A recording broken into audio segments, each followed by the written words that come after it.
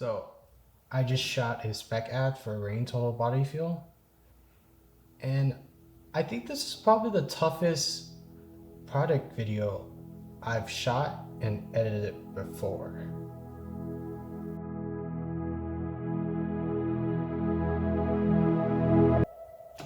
Anyway, here's how it turned out.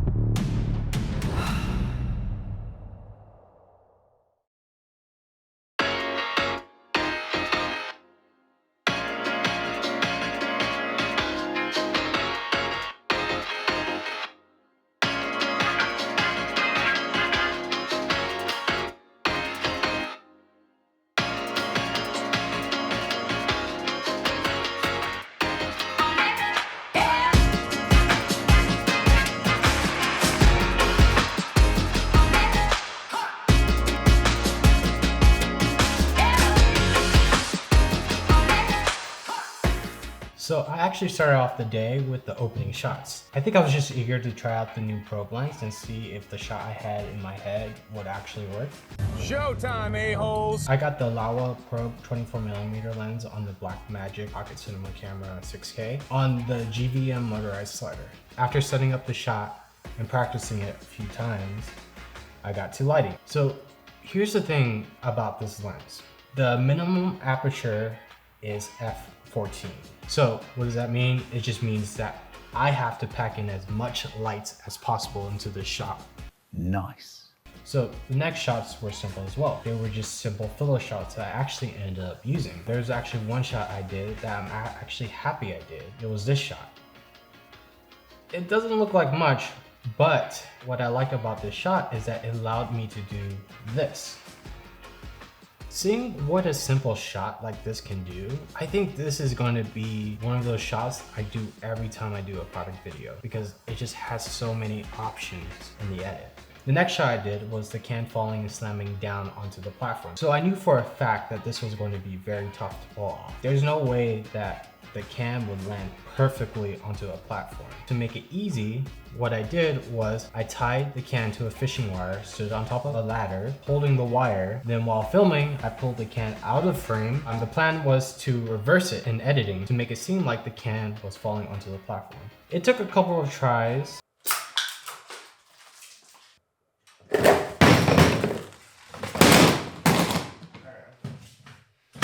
To get it, but eventually I got it. Finally. The next shot I did was the ending hero shot, which was pretty straightforward. It had the dolly in, added some watermelon in the foreground, and in the background, I also sprayed the fog in the can to give it that cold feel to it. So the next shot was probably one of the hardest shots of the commercial. First step was to set up the jib, which was the Edelkrone Jib 1.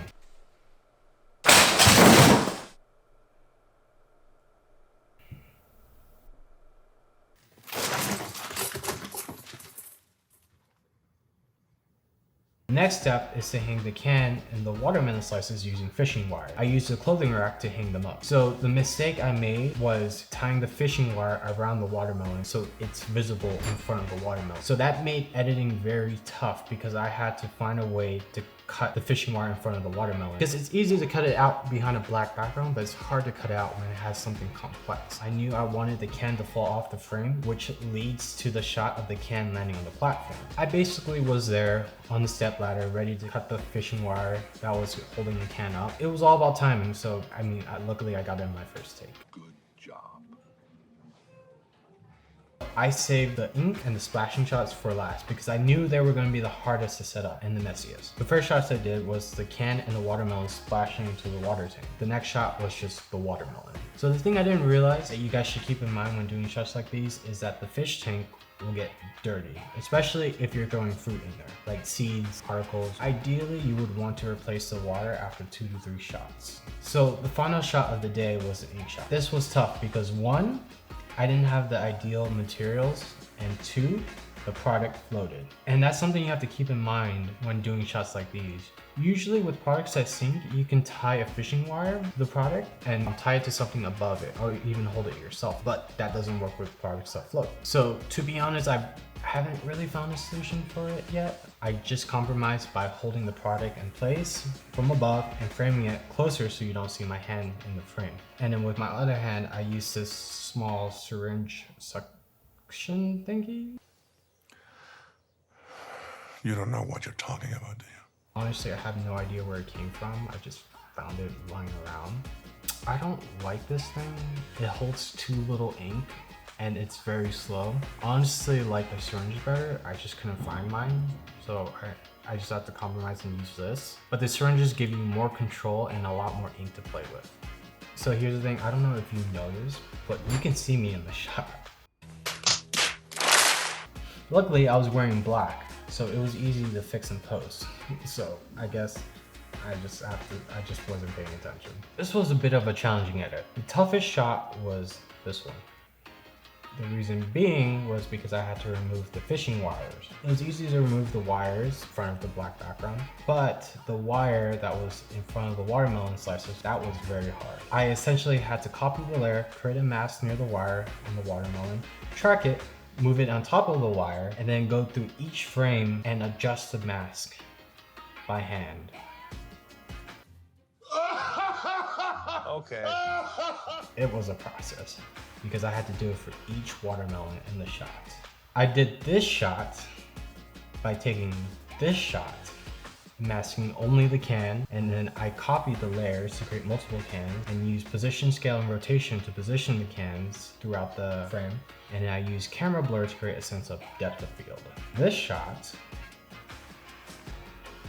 was probably the only shot that went exactly how I envisioned it. It was pretty easy. I keyframed the first shot to follow the can going off frame. Then in the next shot, I keyframed the shot to follow the can falling onto the platform. And then I added a wiggle expression to the position to create a handheld look. And then once it hit the platform, I increased the wiggle expression just for like a second to create like a strong impact.